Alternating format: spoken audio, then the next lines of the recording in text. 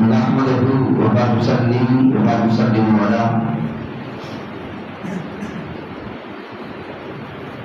سيدنا ومولانا محمد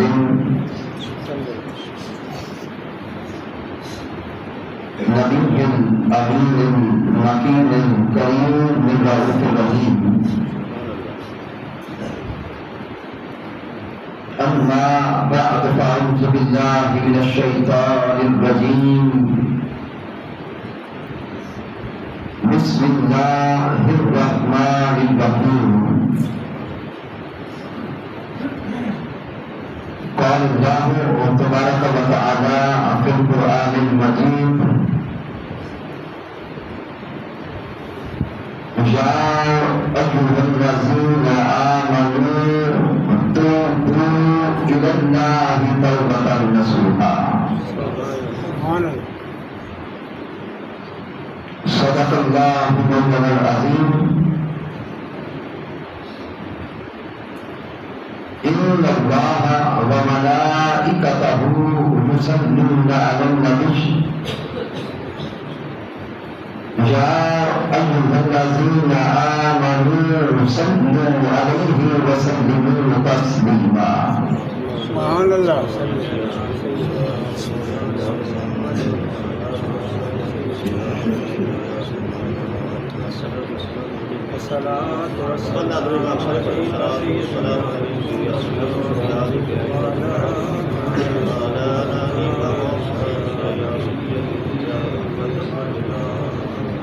اللہ رب العزت کی توفیق سے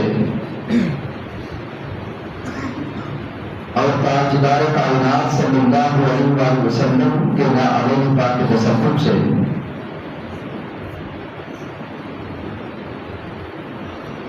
27ویں شب رمضان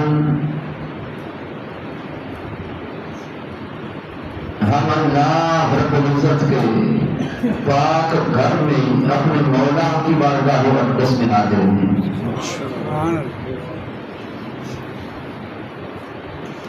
ماہ رمضان میں تکمیل قرآن پر اس مسجد کے جمیع متعلقین کو، نمازیوں کو، امام خطیب کو اور بالخصوص حفاظ کرام کو مبارکباد پیش کرتے ہیں اور اللہ رب العزت کی بارگاہ اقدس میں دعا کرتے ہیں کہ اے مالک کائنات، یہ تلاوت قرآن کا کرنا اور سننا، نماز تراویح کا ادا کرنا اپنی بارگاہ اقدس میں قبول فرما. آمین. سامعین محترم، آج 27ویں شب رمضان ہے، تاک رات ہے.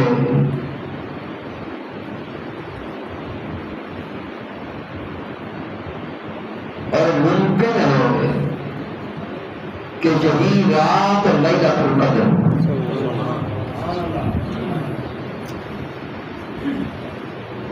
اللہ والوں کا یہ شیوا ہے کہ اللہ والے رمضان کی ان آخری تاک راتوں میں لیلۃ القدر کو تلاش کرتے ہیں. شب بیداری کر کے ساری رات اپنے مولا کا یا ذکر کرتے ہیں یا سنتے ہیں. سبحان اللہ.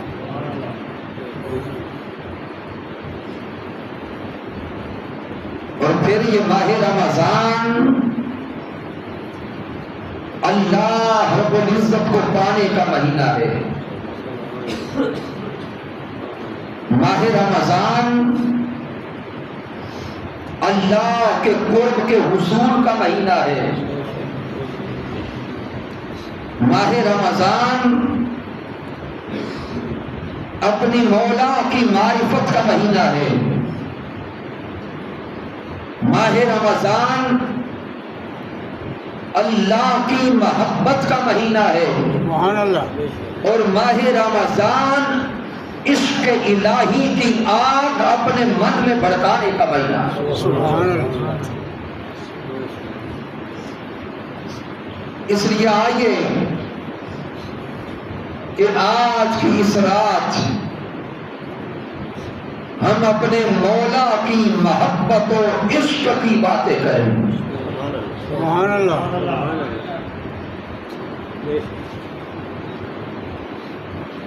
اور یہ یاد رکھ لیں کہ مولا کی محبت و عشق کا آغاز بھی توبہ سے ہوتا ہے۔ سبحان اللہ،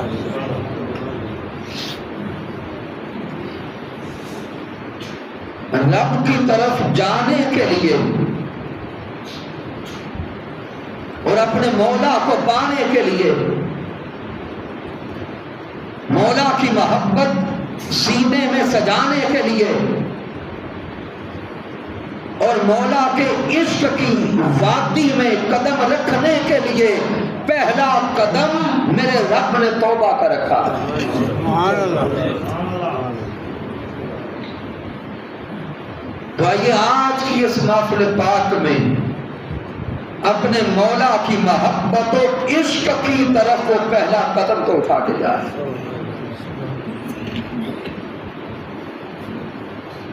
مالک کائنات قرآن مجید فرقان حمید میں جا بجا ایمان والوں کو توبہ کرنے کا حکم دے رہا ہے۔ رب کائنات سورہ تحریم میں فرماتا ہے، یا ایھا الذین آمنوا توبوا الی اللہ توبۃ نصوحا، اے ایمان والو اپنے رب کی بارگاہ کی طرف لوٹاؤ۔ اے ایمان والو رب کی بارگاہ میں توبہ کرو، اور ایسی توبہ کرو جیسی توبہ کرنے کا حق ہے۔ کہیں مالک کائنات فرماتا ہے توبوا الی اللہ جمیعا، تم سارے کے سارے رب کی بارگاہ کی طرف تائب ہو جاؤ۔ اب سامعین ذہن میں سوال پیدا ہوتا ہے کہ توبہ کہتے کسے ہیں، اور ہمارا توبہ کرنے کا ذہنی تصور کیا ہے؟ لفظ توبہ کا لغوی معنی ہے رجوع کرنا، لفظ توبہ کا معنی ہے لوٹ آنا، لفظ توبہ کا معنی ہے پلٹ آنا۔ جب کوئی گنہگار دنیا طلبی کے سارے راستے چھوڑ کر، جب کوئی گنہگار دنیا کے حرص و ہوس کے سارے راستے چھوڑ کر، اور جب کوئی انسان گناہوں کے سارے راستے چھوڑ کر رب کی بارگاہ کی طرف لوٹ آتا ہے تو کہتے ہیں اس نے توبہ کر لی۔ سبحان اللہ،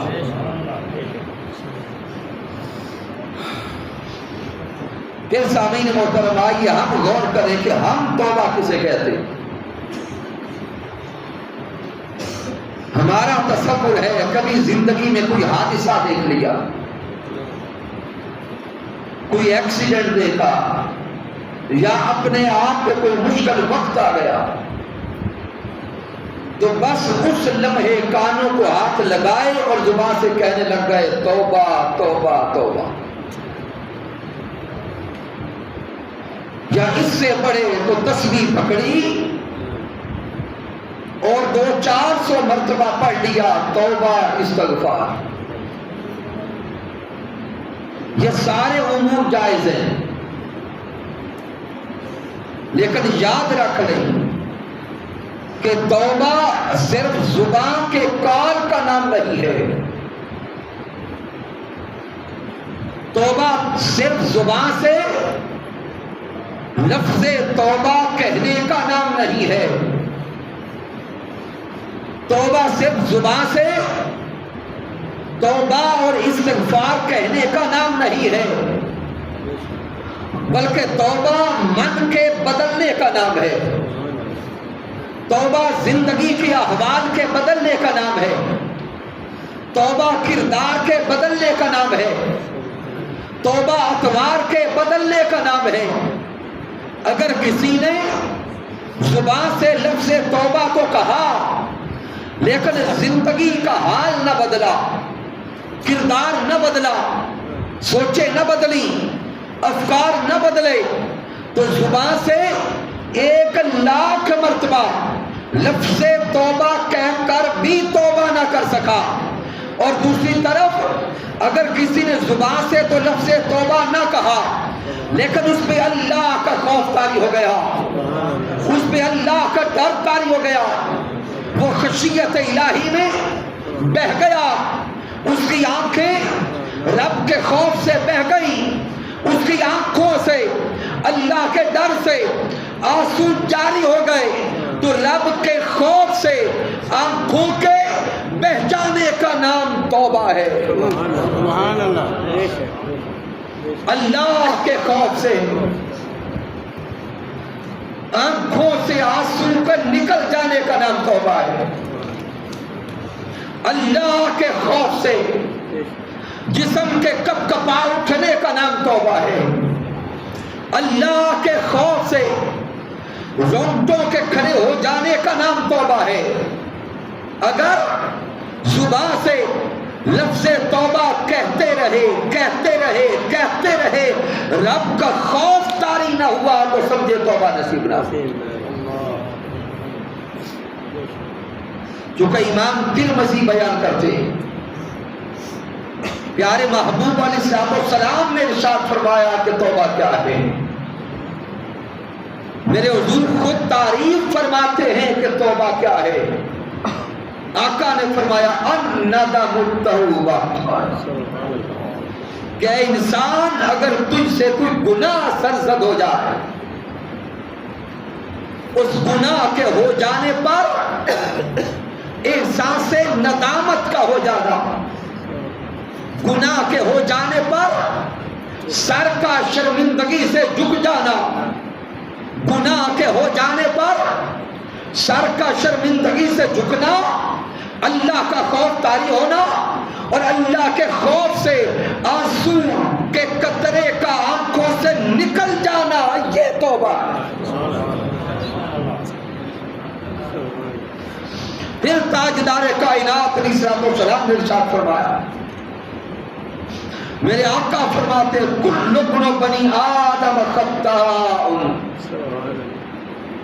وخیر الخطائین التوابون. میرے حضور نے فرمایا کہ ہر بنی آدم سے گناہ ہو جاتا ہے. کل ابن بنی آدم خطاء، حضور نے فرمایا کہ ہر بنی آدم سے گناہ ہو جاتا. اور ہمارے بزرگ ہمیں سمجھایا کرتے ہیں کہ انسان خطا کا پتلا ہے.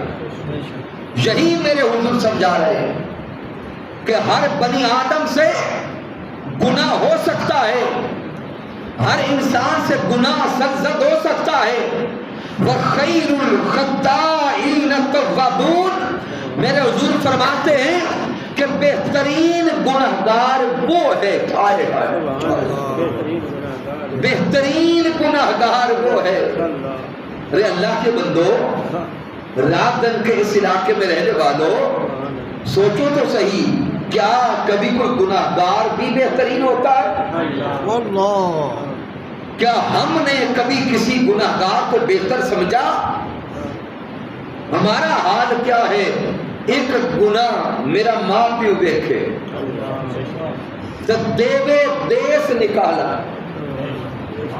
ہمارا حال تو یہ ہے کہ ایک گناہ بھی اگر کسی کا پتہ چل جائے تو ہم سلام نہیں لیتے. لیکن میرے حضور فرماتے ہیں خیر الخطائین، بہترین گناہگار وہ ہے التوابون، جو گناہ سرزد کر بیٹھے ندامت ہو، سر شرمندگی سے جھکے، آنکھوں سے آنسو جاری ہو جائیں، اللہ کے خوف سے، اللہ کے ڈر سے، اللہ کے سامنے گرتے ہوئے، گر گراتے ہوئے، روتے ہوئے، جس کو توبہ نصیب ہو گئی، حضور نے فرمایا وہ بہترین گنہگار ہے، وہ بہترین گنہگار ہے۔ تو سامعین رات یہ سمجھ آیا کہ توبہ اتنی بڑی نیکی ہے، اور خود توبہ اتنی بڑی عبادت ہے کہ جو انسان سچی اور سچی توبہ کرتا ہے، یوں سمجھے کہ وہ اللہ کے راستے کا مسافر بن گیا، اللہ کے راستے کا مسافر بن گیا۔ سامعین محترم، آئیے ہم سب اپنے من کی طرف توجہ کریں، اپنے دل کی طرف توجہ کریں، اور اپنے دل کی طرف متوجہ ہو کے آئیے ایک دو جملے اپنے آپ سے بولیں۔ ہر کوئی تصور میں آنکھ بند کر کے اپنے دل کی طرف دیکھ کے اپنے آپ سے بات کرے، اور اپنے آپ کے بارے میں دیکھے، کیا ہم دنیا کے مسافر تو ہیں، کیا مولا کے مسافر بھی ہیں؟ دنیا کے حرص و حوث کے طالب تو ہیں، کیا اس مولا کی محبت کے بھی طالب ہیں؟ دنیا کے عہدہ اور منصب کے طالب تو ہیں، کیا اس مولا کے جلوے کے بھی طالب ہیں؟ دنیا میں نام کمانے کے طالب تو ہیں، کیا اللہ رب العزت کو پانے کے بھی طالب ہیں؟ اس مولا نے ہمیں خلق کیا، رب کائنات نے ہمیں یہ جسم عطا کیا، رب کائنات نے ہمیں زندگی عطا کی، مالک کائنات نے ہمیں سانسی عطا کی۔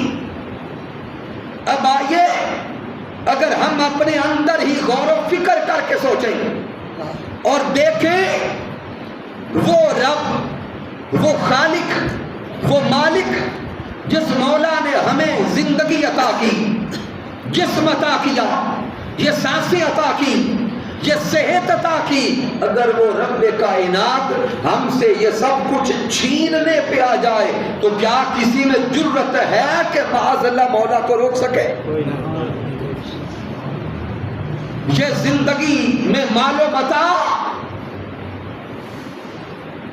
یہ جوانی اور یہ دنیا کے عہدے اور منصب، جن کے بل بوتے پہ ہم زمین پہ اکڑ اکڑ کے چلتے ہیں، سامعین محترم غور تو کریں، اگر وہ مولا صرف صحت لے لے، بیمار کر دے، تو کیا کسی میں ہمت ہے کہ دوبارہ صحت چھین لے؟ نہیں، پھر بھی شفا دینے والا اللہ۔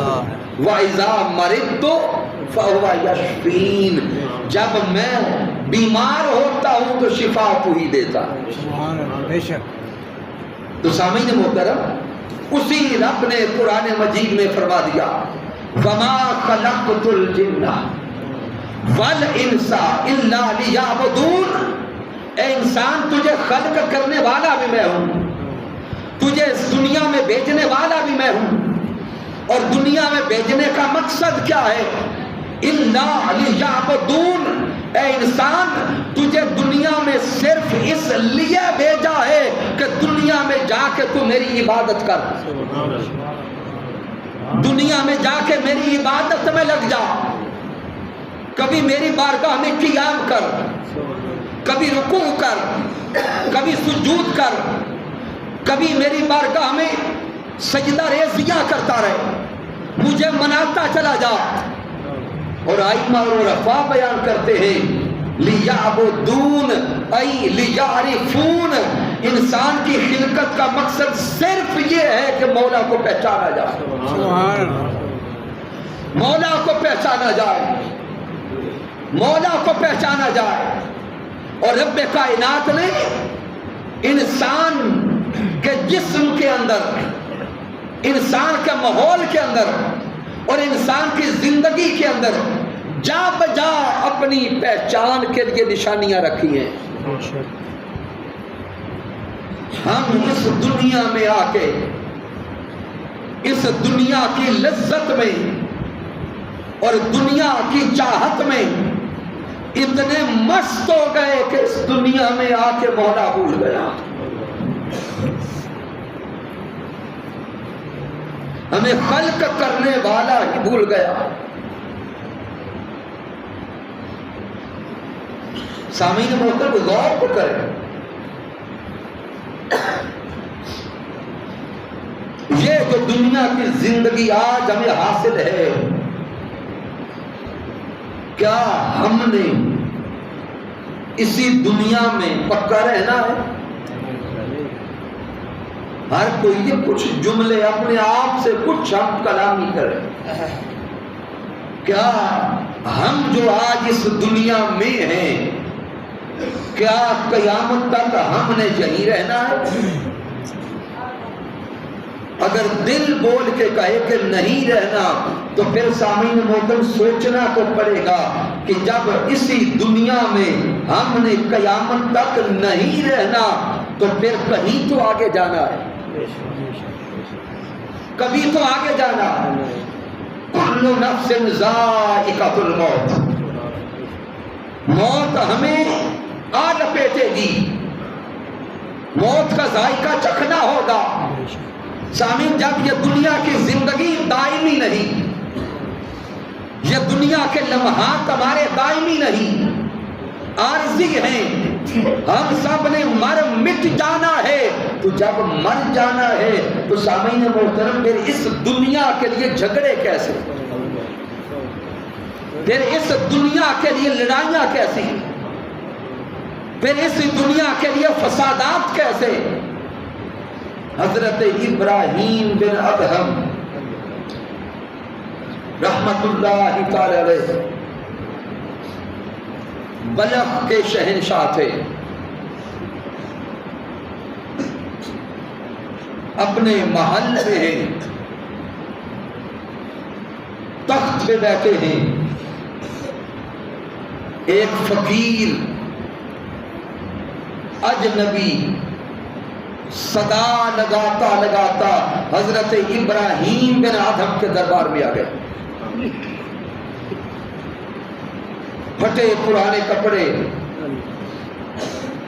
دربار میں آ کے چاروں طرف یوں دیکھتا ہے جیسے کوئی اجنبی دیکھتا ہے. ابراہیم بن ادہم سامنے تخت پہ بیٹھے، دائیں بائیں وزراء ہیں. وزیروں نے اس فقیر کو آواز لگا کے کہا، بابا تو یہاں کدھر آ گیا؟ تجھے نہیں پتا کہ بادشاہ کا دربار لگا ہے؟ وہ فقیر بول کے کہتا ہے کہ یہ کون سی جگہ ہے؟ ایک وزیر نے جھڑک کے کہا، بابا نظر نہیں آتا کہ بادشاہ سلامت سامنے موجود ہے؟ یہ سارے وزراء ہیں،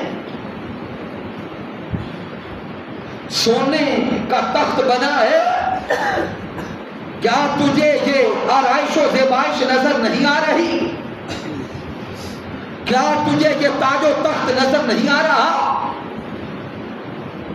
یہ ابراہیم بن ادہم کا دربار ہے، وہ سامنے دربار پہ بیٹھے ہیں، تخت ہے.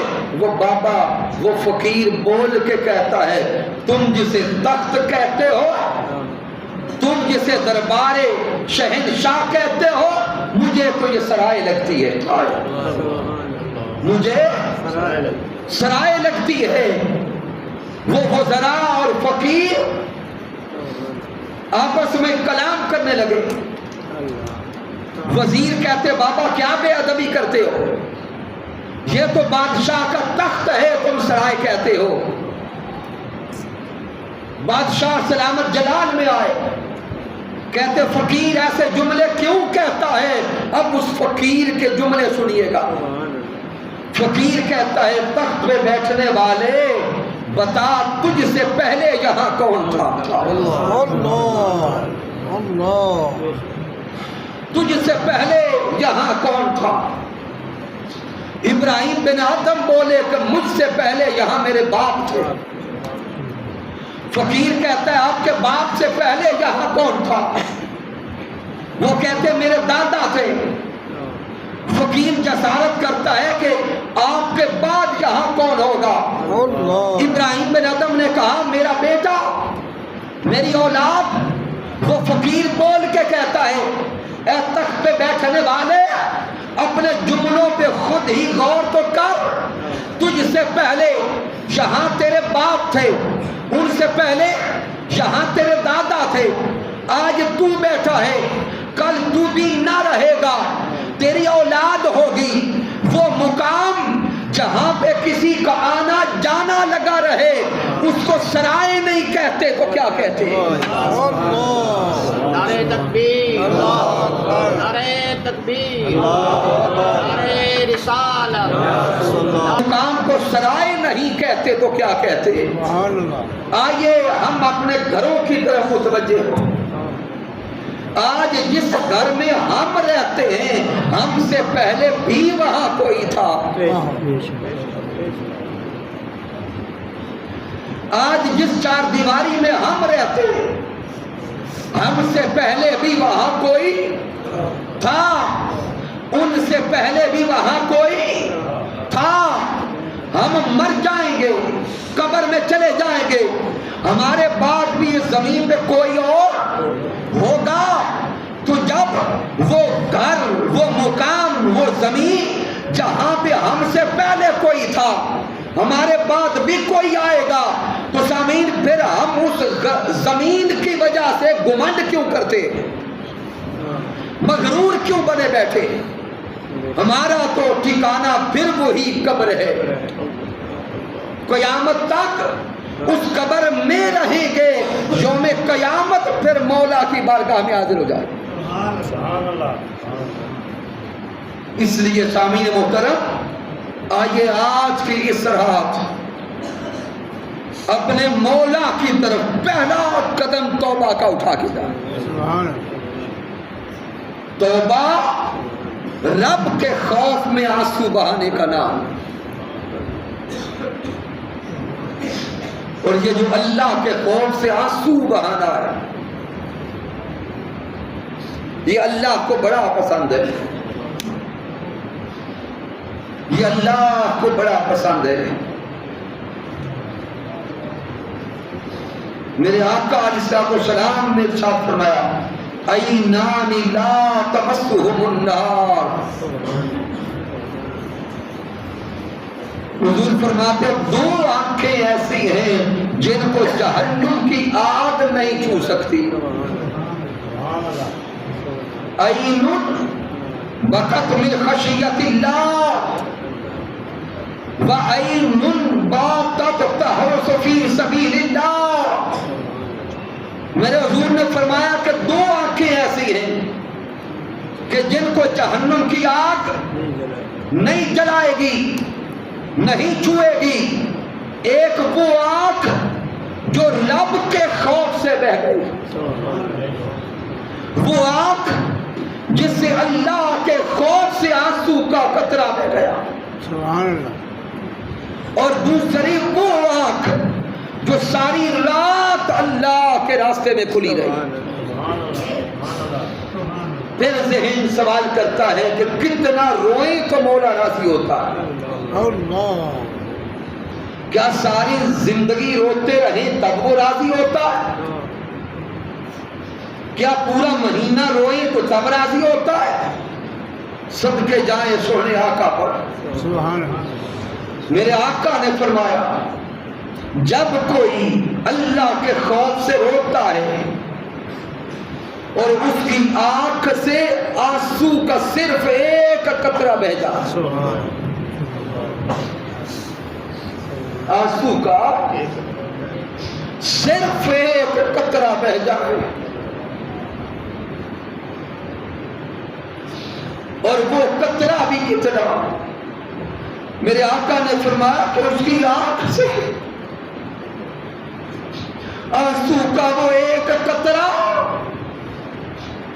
جو صرف مکھی کے سر کے برابر ہو،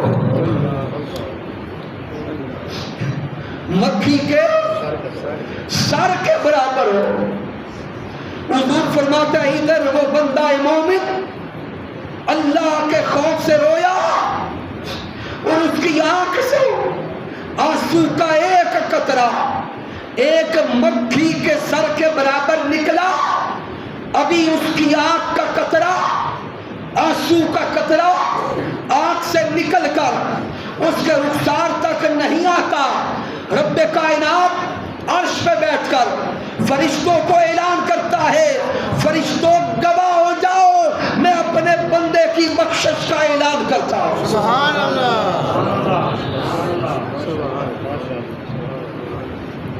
سبحان اللہ۔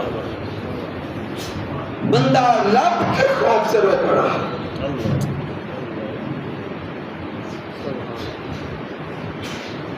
اس لیے سامعین محترم آئیں اپنے بارے میں غور و فکر کریں۔ آج ہم دنیا کے نقصان پہ تو روتے ہیں، مولا کی ناراضگی پہ رونا بھول گئے۔ مال و متاع کے نقصان پہ روتے ہیں، نمازیں ساری بھی رہ جائیں تو کبھی فکر نہیں ہوئی۔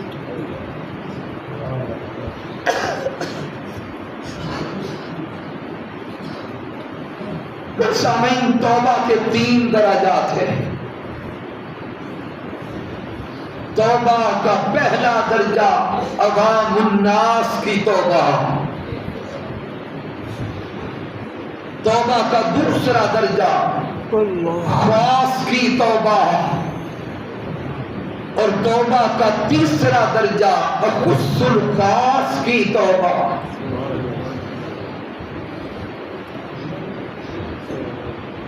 توبہ کا پہلا درجہ کیا ہے؟ گناہ سے ثواب کی طرف توبہ۔ توبہ کا دوسرا درجہ ثواب سے ثواب کی طرف توبہ، اور توبہ کا تیسرا درجہ خود سے خدا کی طرف توبہ، خود سے خدا کی طرف توبہ۔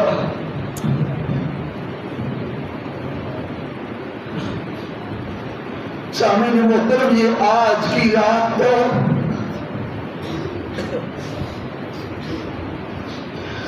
خود سے خدا کی طرف توبہ کی رات ہے۔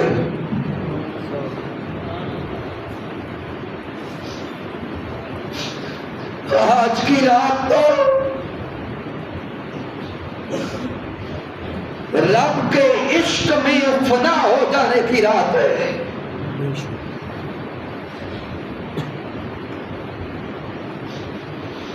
آج کی رات تو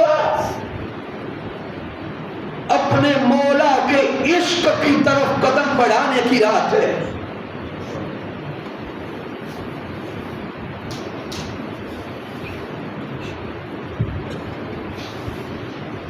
توبہ کا پہلا مقام گناہ سے ثواب کی طرف توبہ۔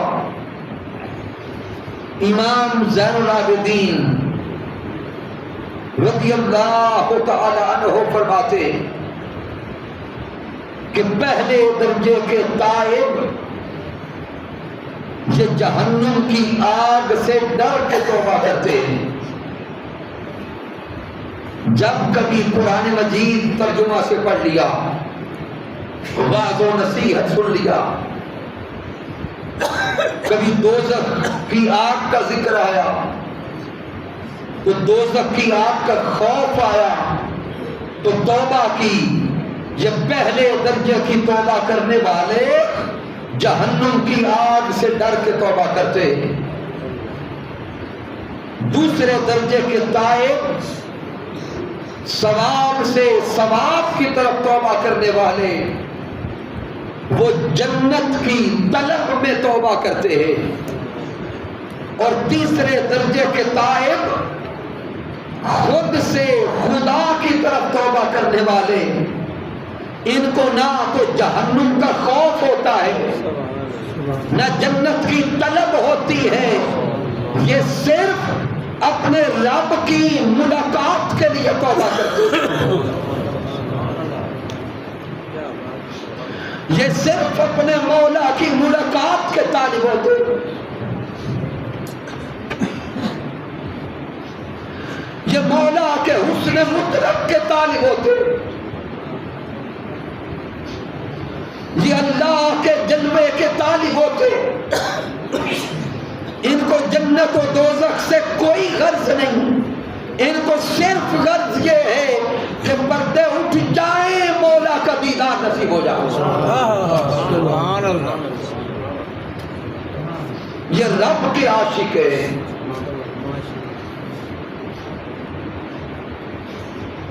پھر سامعین، جس درجہ کی توبہ نصیب ہوتی ہے رب کی بارگاہ سے اسی درجہ کا انعام ملتا ہے.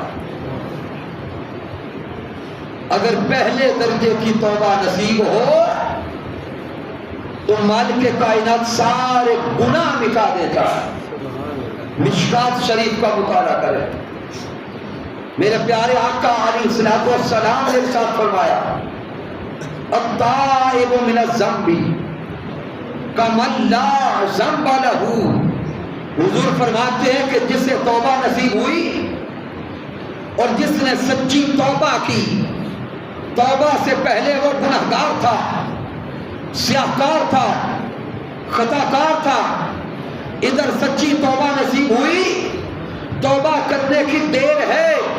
رب کائنات اعلان کرتا ہے، بندوں گواہ ہو جاؤ، فرشتوں گواہ ہو جاؤ، میرے بندے نے سچی توبہ کی ہے، میں اس کے سارے گناہ معاف کرتا ہوں. سبحان اللہ. جو پہلے درجے کی توبہ کرے رب کائنات اس کے سارے گناہ مٹا دیتا. اور جسے دوسرے درجے کی توبہ نصیب ہو اسے مولا 2 اجر دیتا ہے اور 2 انعام دیتا ہے. پہلا انعام تو یہ کہ سارے گناہ مٹا دیے، اور دوسرا اجر یہ اللہ فرشتوں کو حکم دیتا ہے، فرشتوں میرا بندہ سچا تائب بن گیا، اسے 2 اجر عطا کرو. پہلا اجر تو یہ کہ اس کے سارے گناہ ختم کر دو، اور دوسرا اجر یہ کہ اس کے سارے گناہوں کو نیکیوں میں بدل دو. اس مولا کا کرم دیکھیں. نعرہ رسالت، نعرہ حیدری. مولا کا کرم دیکھے. بندہ ساری زندگی گناہ کرتا رہا، بس سچی توبہ کرنے کی دیر ہے، رب نے انہی گناہوں کو نیکیوں میں بدل دیا. سبحان اللہ. پھر جسے تیسرے درجے کی توبہ نصیب ہو، مقام خص الخاص کی توبہ، اسے میرا اللہ اجر بھی 3 دیتا ہے. پہلا اجر گناہ مٹا دیے، دوسرا اجر سارے گناہوں کو نیکیوں میں تبدیل کر دیا، اور تیسرا اجر ادھر بندہ توبہ کرتا ہے، رب کائنات اسی لمحے بندے کو اپنا ولی بنا لیتا، اسی لمحے ولایت نصیب ہوتی ہے. آپ بات غور کریں گے، سوچیں گے، سوال کریں گے، کیا اسی لمحے توبہ نصیب ہو گئی اور اسی توبہ سے ولایت مل گئی؟ ہاں، بس ولایت کی طرف ایک قدم ہے توبہ. سامعین محترم، اب درجنوں اولیاء کرام کے نام سامنے لا. حضرت مالک بن دینار رحمت اللہ تعالی علیہ کو دیکھیں. حضرت بشر حافی رحمت اللہ تعالی علیہ کو دیکھے، حضرت فضیل ابن عیاض رحمت اللہ تعالی علیہ کو دیکھے، حضرت جنید بغدادی رحمت اللہ تعالی علیہ کو دیکھے، کثیر اولیاء کرام آج جن کا نام اولیاء کے سرداروں میں آتا ہے، ان کی توبہ سے پہلے کی زندگی اور تھی، توبہ نصیب ہو گئی، زندگی کا رنگ بدل گیا، اسی لمحے ولی ہو گئے۔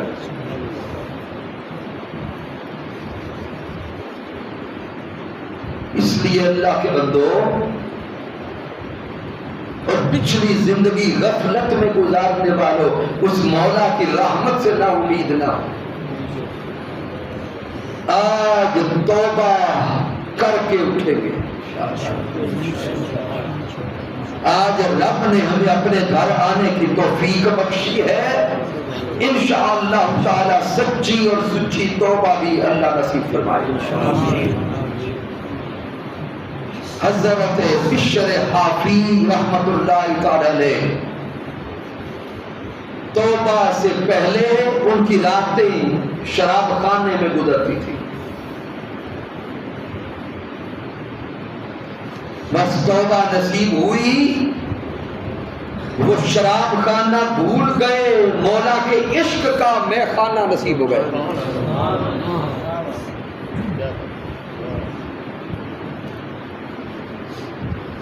وقت کم ہے، میں 2-4 واقعات عرض کر دیتا ہوں۔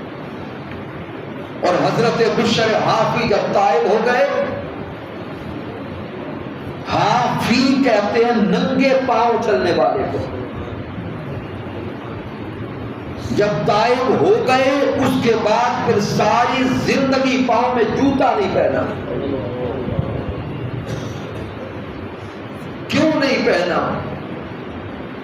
آپ کے دل کا تصور یہ تھا کہ جس لمحے مجھے توبہ نصیب ہوئی میں ننگے پاؤں تھا، اسی ادب میں پھر ساری زندگی جوتا نہیں پہنا۔ اب چونکہ ولی تھے، اللہ کا قرب نصیب ہو گیا تھا، مولا بھی اپنے ولیوں کا حیا کرتا۔ اب جن گلیوں میں بشر حافی چلا کرتے تھے، رب کائنات نے ان گلیوں کے جانوروں کو بھی شعور عطا کر دیا تھا، جانور چلتے ہوئے بھی ان گلیوں میں گوبر نہیں کرتے تھے۔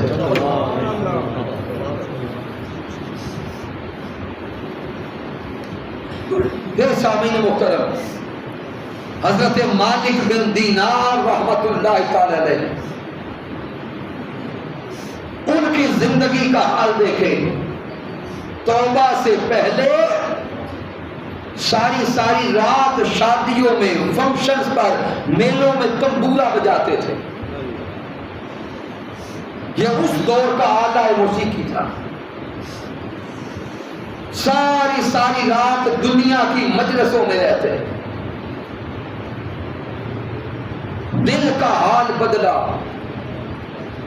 رب کا خوف آیا، ادھر من کا حال کو بدل رہا تھا، لیکن اب زندگی گزارنے کے لیے سوچتے تھے کہ کوئی اور ذریعہ بھی نہیں ہے۔ ایک رات کسی فنکشن سے لوٹے، تھکے ہارے بستر پہ لیٹ گئے، وہ تنبورا کمرے میں رکھا، ادھر ابھی آنکھ لگی تھی کہ اسی تنبورا سے آواز آئی، یا مالک اللہ تتوب، اے مالک بن دینار، کیا ابھی تیری توبہ کا وقت نہیں آیا؟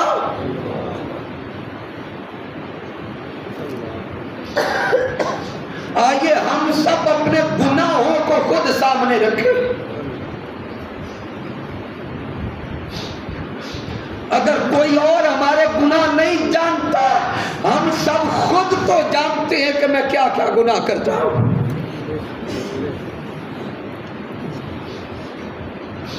اپنے گناہ خود اپنے آنکھوں پہ لائے،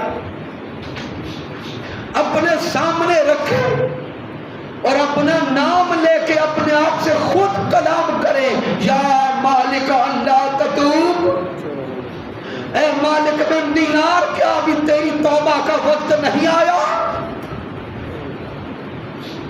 ہر کوئی اپنے آپ سے پوچھے اور سوال کرے، اے کیا ابھی تیری توبہ کا وقت نہیں آیا؟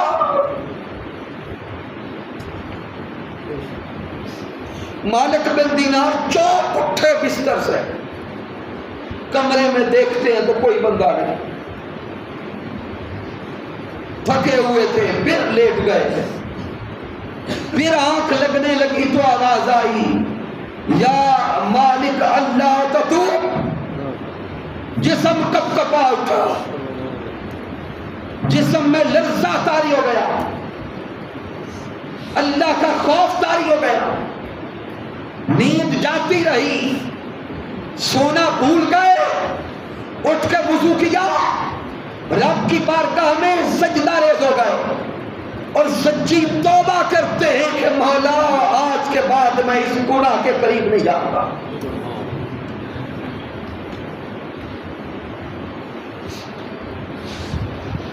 پھر حضرت فضیل بن عیاض رحمت اللہ تعالی علیہ، آپ توبہ سے پہلے ڈاکہ زنی کرتے تھے۔ یہ ان اولیاء کے واقعات اپنے جوان بھائیوں کو اس لیے سنا رہا ہوں کہ کہیں گناہوں میں لت پت رہ کے مایوسی کی طرف نہ چلے جائیں۔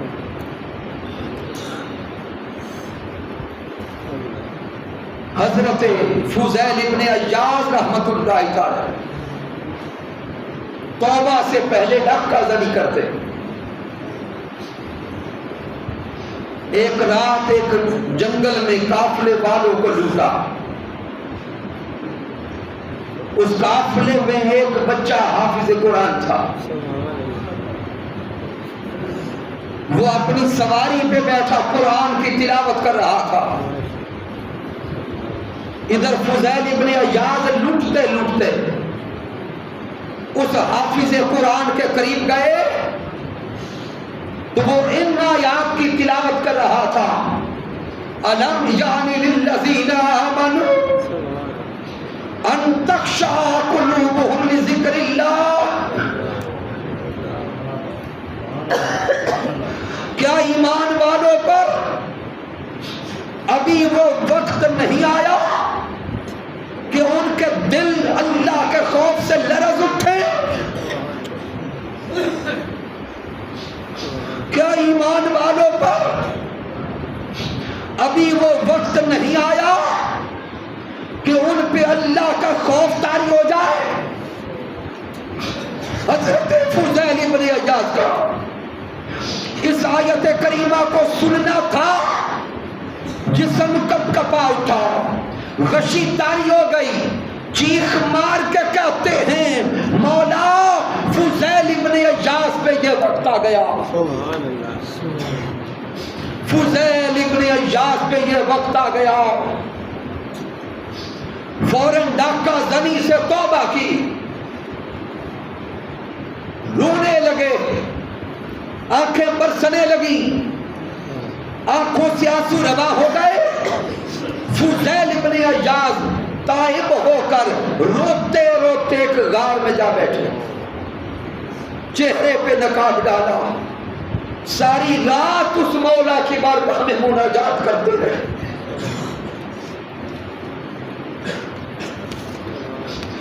ساری رات مولا کی بارگاہ میں مناجات کرتے رہے، ساری رات مولا کی بارگاہ میں آہوزاری کرتے رہے، عرض کرتے رہے مولا گناہگار تیری طرف لوٹ آیا ہے، میرے گناہ معاف کر دے۔ اسی غار میں ایک اور قافلے والے بیٹھے تھے جو صبح کا انتظار کر رہے تھے۔ آذان فجر کا وقت ہوا، ان قافلے والوں سے کوئی شخص بول کے کہتا ہے کہ اذان فجر کا وقت ہو گیا، اٹھو سفر شروع کرے۔ اسی قافلے کا ایک اور شخص بولتا ہے کہ ابھی اذان کا وقت ہوا ہے، سورج نہیں نکلا، ابھی اندھیرا باقی ہے، اگر ہم ابھی اندھیرے میں نکلے تو اس جنگل میں فضیل ابن عیاض ڈاکو رہتا ہے، وہ لوٹ لے گا۔ فضیل ابن عیاض پیچھے بیٹھے تھے، ساری رات سیاہ گزاری کر رہے تھے، چہرے پہ نقاب تھا۔ جب فضیل ابن عیاض نے اپنا نام قافلے والوں کی زبان سے سنا، دل شکستہ پہلے تھا، آنکھوں میں آنسو پہلے تھے۔ یہ جملہ سن کے ایک آہ نکلی، چیخ مار کے کہتے ہیں ارے قافلے والوں اٹھو، اپنا سفر شروع کر لو، فضیل تمہیں کیا لوٹے گا، آج فضیل خود لٹ چکا ہے، آج فضیل کی زندگی بدل چکی ہے، آج فضیل کا حال بدل چکا ہے۔ حضرت فضیل ابن عیاض سچی توبہ کر کے رب کی بارگاہ میں پہنچے، اسی لمحے رب کائنات نے ولایت عطا کر دی، سبحان اللہ۔ پھر ساری زندگی مولا کے عشق میں گزاری۔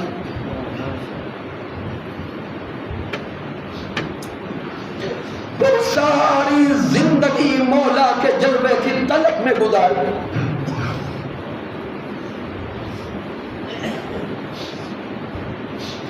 سامعین محترم، آئیے ہم اپنے بارے میں خود خیال کریں، کیا ہمیں بھی کبھی مولا سے محبت ہوئی؟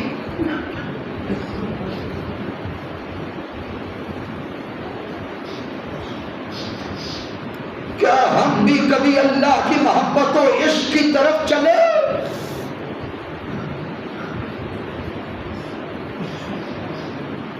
جو رب کے محب بن جاتے ہیں، جو رب کے عاشق بن جاتے ہیں، پھر ایک لمحہ آتا ہے کہ رب کائنات انہیں اپنا جلوہ عطا کر دیتا۔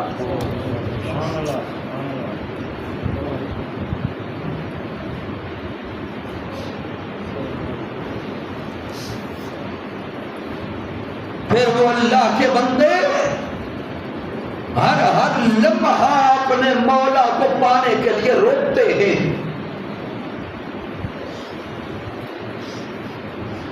پھر وہ رب کے عشق میں روتے ہیں۔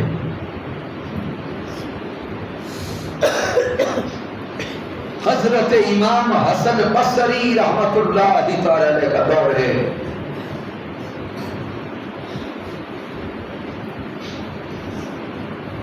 ان کے زمانے میں ایک بیٹی، ایک لڑکی رب کی محبت میں روتی ہے۔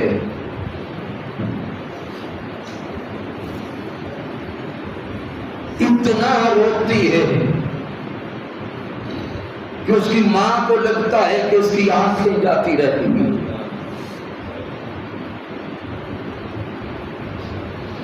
اس بیٹی کی ماں حضرت امام حسن بصری کی بارگاہ میں گئی، جا کے عرض کرتی ہے کہ آپ بھی اللہ والے ہیں، میری بیٹی کو سمجھائیں کہ وہ رونا چھوڑ دے یا رونا کم کر دے، مجھے ڈر ہے کہ کہیں اس کی آنکھیں ضائع نہ ہو جائیں۔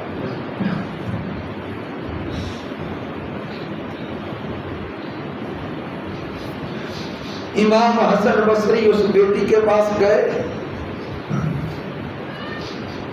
اور جا کے سمجھانے لگے کہ بیٹی اتنا نہ رویا کر،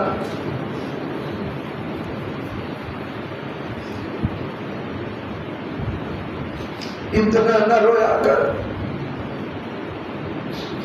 تیری ماں فکر مند رہتی ہے، اپنے جسم کا خیال کر، آنکھوں کا خیال کر۔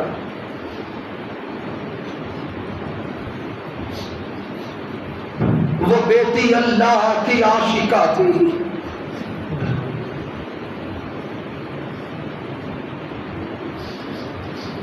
وہ امام حسن بصری سے کہتی ہے کہ میں رب کے جلوے کی طالب ہوں،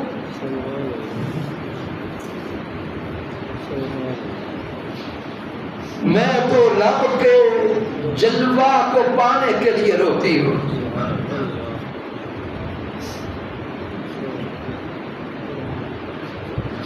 میں اس حسن مطلق کی دید کے لیے روتی ہوں۔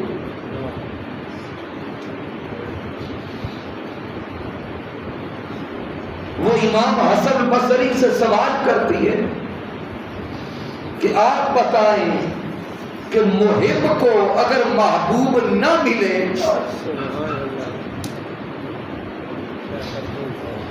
تو وہ کیا کرتا ہے؟ محب کو اگر محبوب نہ ملے تو وہ کیا کرتا ہے؟ جب تک اسے محبوب ملتا نہیں وہ اس کے فراق میں روتا ہے، وہ اس کے فراق میں روتا ہے۔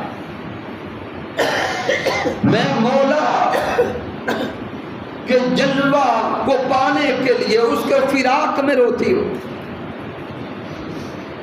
اور اگر مجھے مولا کا دیدار نہ ملا تو میں روؤں نہ تو کیا کروں؟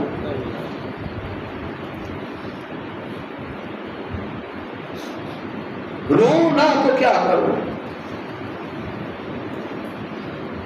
اور اگر مجھے اپنے مولا کا جلوہ نصیب ہو گیا، سبحان اللہ، اگر مجھے مولا کا جلوہ نصیب ہو گیا،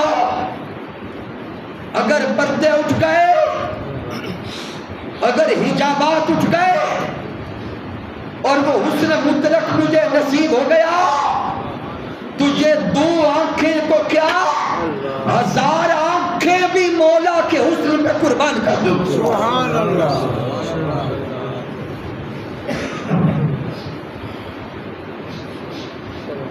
پہلے تو میں فراق میں روتی ہوں، اور اگر وصل مل جائے تو پھر بھی ان آنکھوں کی حاجت نہیں، یہ 2 آنکھیں تو کیا 1000 آنکھیں بھی ہوں تو مولا کے وصل پہ قربان کر دوں۔ سبحان یہ جواب سن کے امام حسن بصری رو رہے تھے، ان کی آنکھوں میں آنسو تھے، وہ تڑپتے ہوئے اٹھے اور جاتے ہوئے کہہ گئے، اے بیٹی آیا تو تجھے چپ کرانے تھا، لیکن خود ساری زندگی کا رونا لے کے جا رہا ہوں۔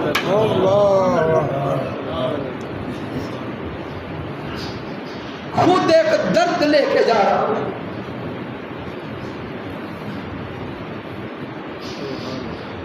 مجھے معلوم ہے کہ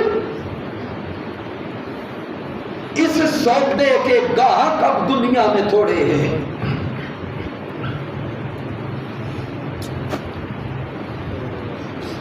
مجھے علم ہے کہ اس سودے کے گاہک کم ہو گئے۔ شاید جوان صبح آپس میں بات کرے کہ رات علامہ صاحب پتہ نہیں کیا کہتے رہے، اور کبھی وقت وہ تھا جب مولا سے محبت کرنے کا ذوق تھا، اور عاشقوں کا حال یہ تھا کہ ملتے بھی روندے تو بچھڑتے بھی روندے، تو ملتے ٹردے رہا، عشق جنا دی ہڈی رچیا روون کا مولا۔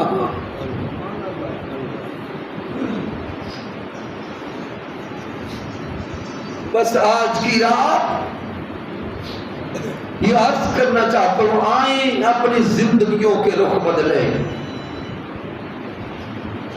اپنی زندگیوں کے رخ اپنے مولا کی طرف بدلیں۔ وہی مالک ہے، وہی رازق ہے۔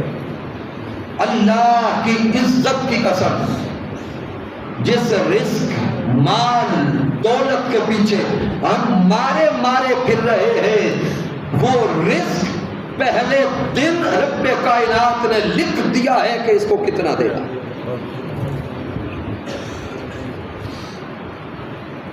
ہم اگر 24 گھنٹے بھی اس رزق کے لیے مارے پھرتے رہے، پھر بھی وہی ملے گا جو رب چاہے گا۔ بے شک کسی ایک بندے میں اتنی ہمت، طاقت اور جرت نہیں کہ جتنا رب نے لکھا ہے اس سے زائد ایک لقمہ بھی لے سکے۔ تو جب یہ ہمارا ایمان ہے، عقیدہ ہے کہ ملنا وہی ہے جو اللہ نے لکھ دیا ہے، پھر اسی رزق کی طرف دوڑتے ہوئے مولا کو بھول کیوں گئے؟ بھول کیوں گئے؟ آئیے آج کی رات اپنے آپ سے ارادہ کریں کہ آنے والی زندگی رب کی بارگاہ میں سجدہ رسیاں کرتے گزاریں۔ اس دنیا میں کسی کا حق نہیں کھائیں گے، لقمہ حرام کے قریب نہیں جائیں گے، کسی کو گالی نہیں دیں گے، کسی کا دل نہیں توڑیں گے۔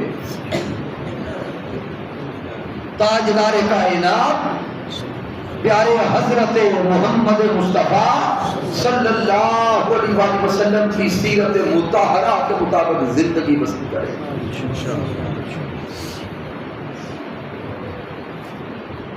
ہمارا ہر مہینے، ہر ماہ کے کم و بیش تیسرے ہفتہ کو ماہانہ درس عرفان القرآن اسی مسجد میں ہوتا ہے، کبھی بعد از نماز مغرب، کبھی بعد از نماز عشاء۔ آپ تمام ساتھیوں سے ہاتھ جوڑ کے اپیل کرتے کہ آپ اس ماہانہ درس عرفان القرآن میں شریک ہو۔ آپ سے کچھ نہیں مانگتے، نہ مال و متاع کی ضرورت ہے، نہ فنڈ کی ضرورت ہے، صرف اتنی ریکویسٹ ہے کہ آئیں ہم سب مل کر اپنے مولا کو منائیں۔ صرف 1.25 گھنٹہ سے 1.5 گھنٹہ کے اندر دعا فارغ۔ اللہ رب العزت سب کی کاوشیں اپنی پاک بارگاہ میں قبول فرمائے۔ یہ حفاظ کرام جو پورا مہینہ نغمہ لاہوتی الاپتے رہے، رب کائنات کو اپنی بارگاہ میں قبول کرے۔ آمین۔ کی محمد سے وفا تو نہیں تو ہم تیرے ہیں، یہ جہاں چیز ہے کیا، لوح و قلم تیرے ہیں۔ اس عظیم محفل پاک کے انعقاد پر بار دیگر مبارکباد پیش کرتا ہوں امام مسجد کو، نمازیوں کو، بالخصوص جناب محترم الیاس لاری صاحب، محترم اختر صاحب اور ان کے دیگر جمیع معاونین، منتظمین، رب کائنات سب کی کاوشیں اپنی بارگاہ اقدس میں قبول فرمائے۔ میں نے جو کچھ بیان کیا اگر اس میں کوئی کمی ہے، کوئی کجی ہے، کوئی غلطی ہے تو مجھ ناچیز کی طرف سے ہے، رب کائنات معاف فرمائے۔ اگر اس میں کوئی اچھائی اور کمال ہے تو اللہ کی عزت کی قسم میرا کوئی کمال نہیں، یہ اللہ کا کرم ہے، آپ کا علیہ السلام کی رحمت ہے، اور میرے قائد، میرے مربی، میرے استاذ حضور شیخ الاسلام ڈاکٹر محمد طاہر القادری مدہ زندہ والی کی صحبت کا فیضان ہے۔ وما علینا الا البلاغ المبین۔